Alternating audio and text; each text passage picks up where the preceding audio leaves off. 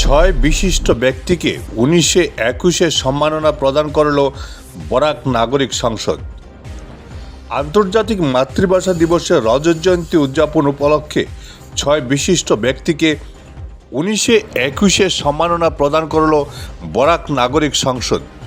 গতকাল শিলচর প্রেস ক্লাবে এক অনুষ্ঠানের আয়োজন করে বরাক নাগরিক সংসদ।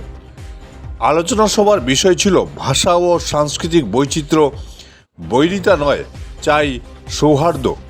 মুখ্য বক্তা ছিলেন বিশিষ্ট কবি সাংবাদিক অতীন দাস।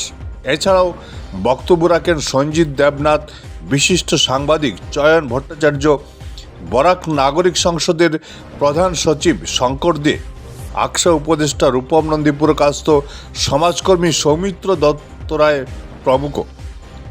এদিন সম্মাননা প্রাপকরা হলেন সুনন্দা নন্দী পুরকাস্ত, বিপ্লব কান্তি পাল, বাবুল নারায়ণ কানু, নজরুল ইসলাম লস্কর, ক্ষেত্রীমায়ুম কুন্দল সিং এবং নেহাল কুমার। সভায় পৌরোহিত্য করেন বরাক নাগরিক সংসদের সংযোজক তথা অধ্যাপক সুব্রত দেব।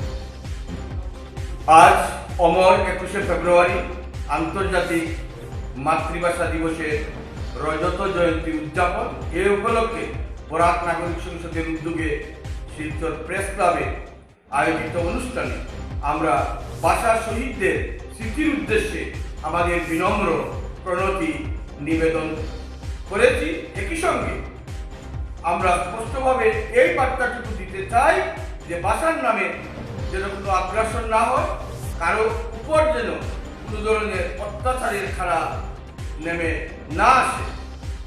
ভাষা সাংস্কৃতিক বৈচিত্র্য, বৈরিতা নয়, চাই সৌহার্দ্য, এ নিয়ে আজকে আলোচনা হয়েছে। এটি ইউনেস্কো নির্ধারিত একটি থিম এবং আমরা যে কথাটুকু বলতে চাই, 1952 সালের 21শে ফেব্রুয়ারি বাংলাদেশের রাজধানী ঢাকার রাজপথে যারা ভাষিক অধিকার রক্ষার জন্য শহীদ হয়েছিলেন, দেখা যাচ্ছে যে আজ সেখানে পাকিস্তানপন্থী শক্তি রাষ্ট্র শাসনযন্ত্রকে তারা করায়ত্ত করেছে এবং সেই অপশক্তি আজ সর্বক্ষেত্রে সভ্যতার শত্রু।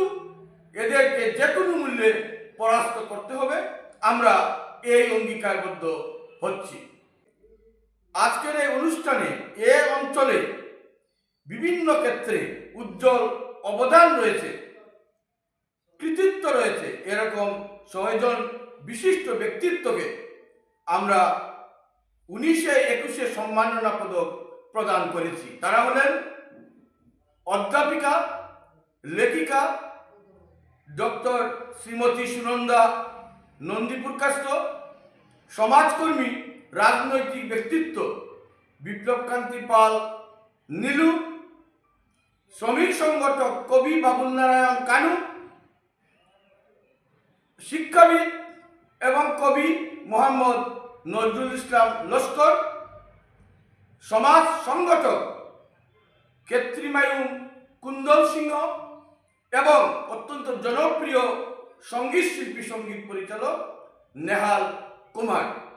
আজকে আন্তর্জাতিক মাতৃভাষা দিবসের এই অনুষ্ঠান থেকে আমরা পরিশেষে এই বার্তাটুকু দিতে চাই যে আসুন সর্বাবস্থায় আমরা একটি উন্নততর পৃথিবী গড়ে তুলি, যেখানে ভাষার নামে কোনো বজ্জাতি হবে না, ভাষার নামে কাউকে অবদমিত করে রাখা হবে না।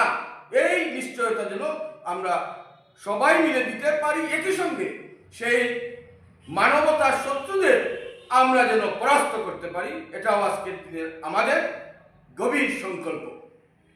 আজকের এই অনুষ্ঠানে সভাপতিত্ব করেন অধ্যাপক লেখক সুব্রত দেব মহাশয়, ছিলেন এ অঞ্চলের প্রথিতযশা কবি সাংবাদিক চিন্তাবিদ শ্রী অতীন দাস মহাশয়, ছিলেন বিভিন্ন স্তরের বিশিষ্ট জনেরা এবং আমাদের সাংবাদিক বন্ধুগণ।